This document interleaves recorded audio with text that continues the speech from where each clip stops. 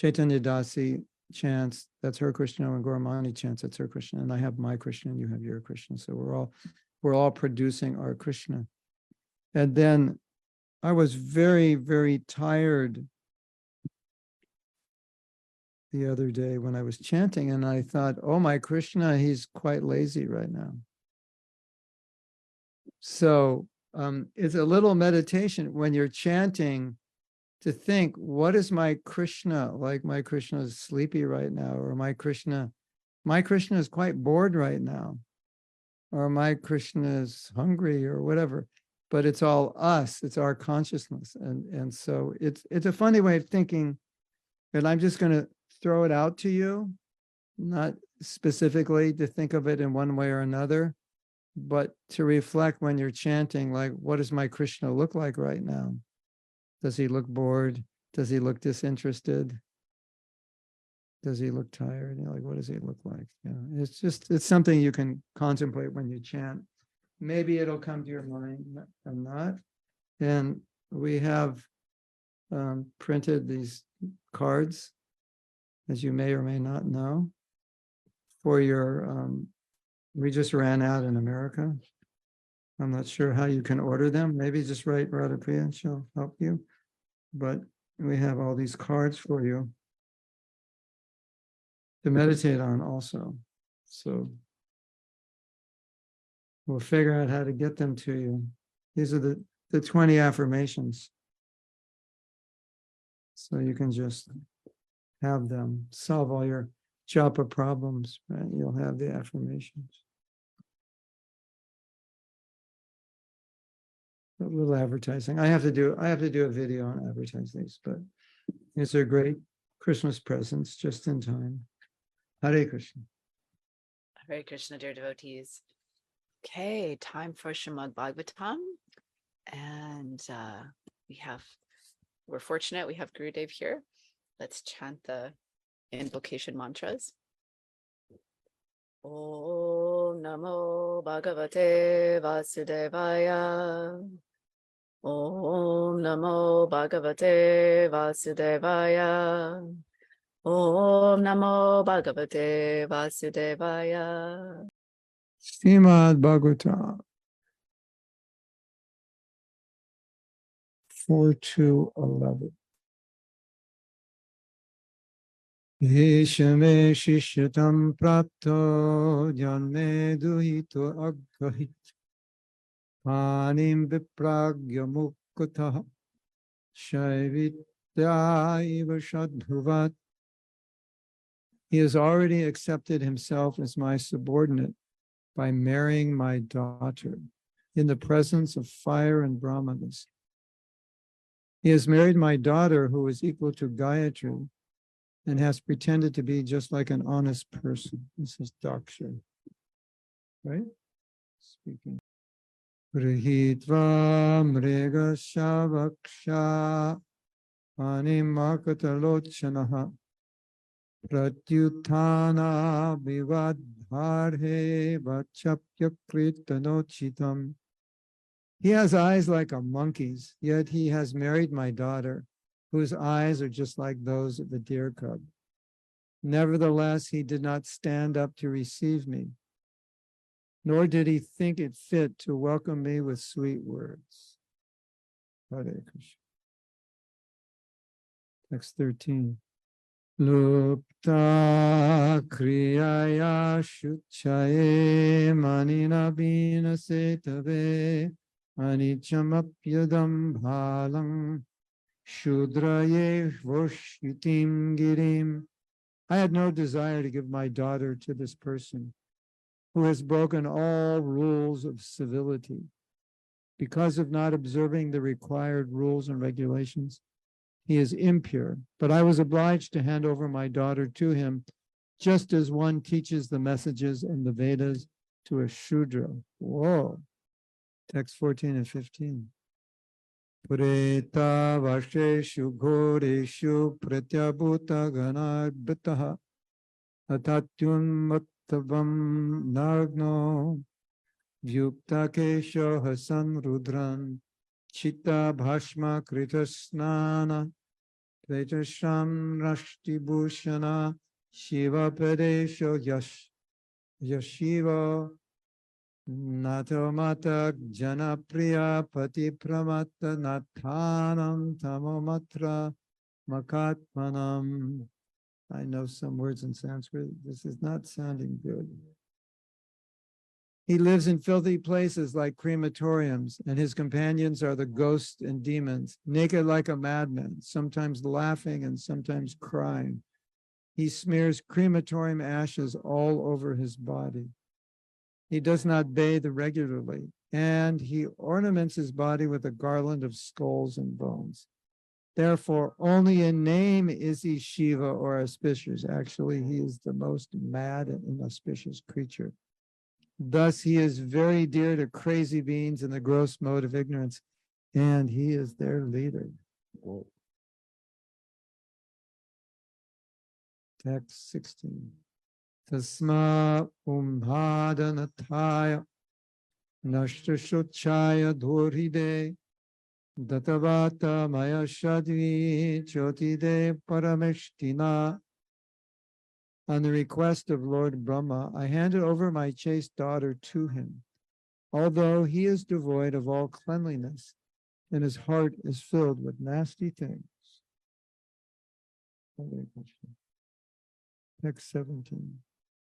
Maitreya vacha vinidhaivam sagirisham apraptipam avashtitam dakshotapa upasprishya krurashaptam prachakrame. The sage Maitreya continued, thus Daksha, seeing Lord Shiva sitting as if against him, washed his hands and mouth and cursed him in the following words. Text 18. Ayam tu deva yajana indro pendra divya bhavaha sahabhagan labhatham deva deva ganadhamam. The demigods are eligible to share in the oblations of sacrifice. But Lord Shiva, who is the lowest of all demigods, should not have a share. As we say in English, them is fighting words. In the Western cowboys, them is fighting words. Nishidhyam hana sadasya mukhar daksho giritraya vishruja shapam tasmad vinishkramya vivridha manor jagama koravyunijam niketanam. Maitreya continued, my dear Vidura, in spite of the requests of all the members of the sacrificial assembly, Daksha, in great anger, cursed Lord Shiva and then left the assembly and went back to his home. Text 20. Vigyaya shapam girishanugam granir nandishvaro rosha kushaya dushitaha Dakshaya shapam visharja dharunam ichan budomam dams tad avatschitam dijaha. On understanding that Lord Shiva had been cursed, Dandishvara, one of Lord Shiva's principal associates, became greatly angry. His eyes became red, and he prepared to curse Daksha. And all the Brahmins present there who had tolerated Daksha's cursing Shiva in Harshvard. Let me read that again. His eyes became red and he prepared to curse Daksha, and all the Brahmins present there who had tolerated Daksha's cursing Shiva in harsh words. So you're present, someone's being cursed and you're present and you don't say anything. Okay, now you're guilty also of whatever that person was saying, you're now guilty of it because you didn't protest. Interesting. Srimad Bhagavatam ki jai. His Grace Mahatma Prabhu ki jai. Srila Prabhupada ki jai.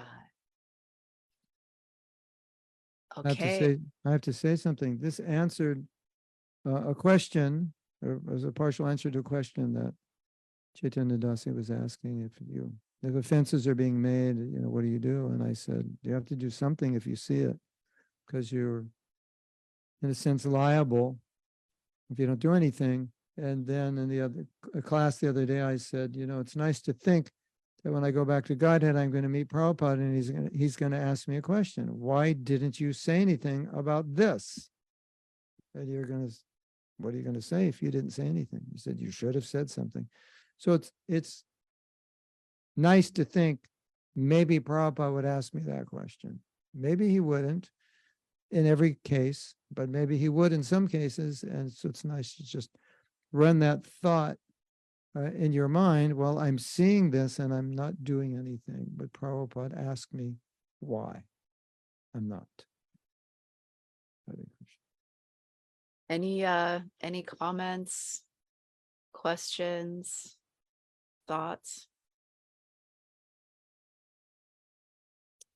I'll just say mine, and it's not that deep. It was just that I thought a while ago we'd read about Lord Shiva wearing skulls, and he had told, I'm not sure which incarnation of Sati it was, that it was her skulls, so that all the incarnations she had, these were all of her skulls that of hers. Am I correct? Is that? You could be. I never heard that before. Where did you read that? In the Bhagavatam? I thought that was Bhagavatam that we had talked, because. Does anybody remember?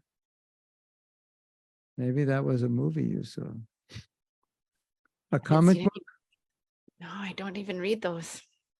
Let's see. I thought it was the bug. I thought we were talking. This is because maybe. Was the pastime of Lord Shiva and Daksha and Sati leaving her body previous in Bhagavatam? Yeah. That was in Canto 2, right? As far as no, it should have been Canto 3. It should have been right. We should have read this right before this. No. Yeah, right now we're backtracking. I mean, this is like the prequel here, but then I think I'll Google it. I don't know, because I'm not steady. You don't remember, Chaitanya Dasi, reading about the immolation of Sati? Yeah.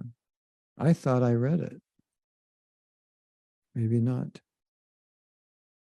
Yeah, we did read it, because I mentioned that she did not want to have anything to do with Daksha as her father, and that's why she killed herself, to break that. So we did talk about it. Remember that? We did talk about it, but that was just one verse in the previous chapter, but it was not the whole story. But it was described there. Yes. Okay, maybe it was a summary. Yeah. Well, Gormani, whenever you need to know something, just ask Chaitanya. She's the next best thing to Google that we have to offer. Mm-hmm. Yes, I can't easily find this. It's referring to Canto 4, but anyway. Well, if you find it, you can check, and maybe next time. This verse that you have up here is important in the sense that Lord Shiva is being offended. And it's not that, we would curse anybody, but if someone is being offended, especially one spiritual master, there should be some action taken, like protest. Not even necessarily one spiritual master, but any exalted devotee. If they're being unfairly offended, unnecessarily offended, then definitely their associates and followers should stand up for them, defend them, and not violently, but that's general policy. Although sometimes we may not do that because we know we would incite the rage of somebody by, so we may have to be diplomatic, but it's a general principle. Looks like Deepa wants to say something.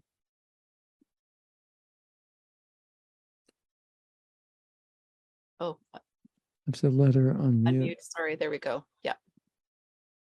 Done. Hare Krishna Maharaj. Was Shiva in meditation and that's why he behaved this way? Yeah. Yes. He wasn't aware. He wasn't even aware. Okay. But also, you know, he's more exalted than Daksha. So even if he was aware, it may not have been necessary or even proper for him to stand up. Because look who Lord Shiva is. He's almost Vishnu. And Daksha is a demigod. So Lord Shiva is higher anyway. But Daksha thought he was lower. He misunderstood him. But isn't that because he was also going to be father-in-law? And that changes Well, it a little bit. Well, he didn't like that. I think you could say, if you know, for the sake of argument, you could say it looks like he had a lot of pent-up anger towards Lord Shiva. He didn't want Lord Shiva to marry his daughter. He didn't like Lord Shiva. Look at all the things he's saying. So all the things he's saying are all the things he's probably been thinking of the whole time she's been married. And you know what it's like when you get aroused, that then everything that you're thinking that you would never say ordinarily, you say. Well, that seems like what's happening. All his anger towards Lord Shiva now has been aroused, and every bad feeling he has toward Lord Shiva is coming out. And Was later, this because of envy? he's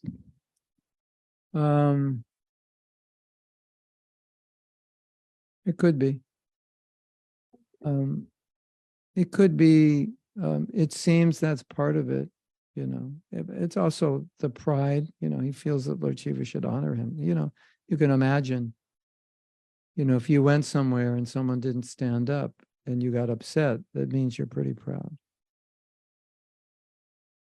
So obviously Daksha was proud. And so the envy could have contributed to the pride, or the envy could have been something separate that's just ongoing, because he didn't want his daughter to marry him. You know, could you imagine your like daughter marries a guy and you don't like him? And then he finally does something, you know, that you didn't like, and now's your chance to expose him in public. It's kind of what he's doing. Mm. But you know, the thing is, everything in the Bhagavatam is instructional. So we're like, you know, if you look at Daksha, then you have to look at, okay, what's going on human nature wise that would be similar to what I might go through or have gone through in a similar situation. So here you're seeing a lot of pride and the need to be respected, and a lot of resentment being withheld within, that's now coming out because it's been stimulated. And you know, any kind of severe criticism of a great personality kind of exposes that person as very low. So he's, you know, his kind of true colors are coming out, and he only regrets it because he was killed and brought back to life. Otherwise, you know, sometimes you don't regret something until you're up against the wall and you have to apologize. So it's kind of what happened to him. And it also shows us, look what happens if you offend a great person. You know, he was killed. So, you know, it's interesting in the Bhagavatam, there are lots of warnings about not offending. And these warnings are in stories. And, you know, here's the warning. It's not, there's no sign that says your head will be chopped off if you offend a great personality, but that's what the story is saying. So the story is speaking. And it's so interesting how even with a story like this, it's so hard for us to get it. Like we still might do it, even though we see, Lord, that Daksha lost his life and was forced to apologize. And his daughter killed herself because of it. It's like, what a mess. You offend someone like Lord Shiva. And we see that, and still we're like, you know, sometimes we're so dull. It's like we don't notice it. So these stories are meant, to grab our attention also. Also, Shiva was he wasn't materialistic, isn't it? And No. Daksha was the king with all the opulence. He didn't understand Lord Shiva's renunciation, and Lord Shiva Yeah. is associated with the mode of ignorance because that's his service. So therefore, ashes and so forth, but he's transcendental. It might appear like he's, in the mode of ignorance. The hippies and the rastas, they like Lord Shiva. He's their idol. But he's not like them. He's transcendental. So Thank you. you're welcome. Okay. I'm going to disappear. If you don't mind. Thank you, I'll Gurudev. disappear from you, I won't disappear. I won't merge in Brahman. I'll just, Thank you very much for today. Hare Krishna. You're welcome. Srila Prabhupada ki jai ho. Mama Prabhu ki jai. Yeah.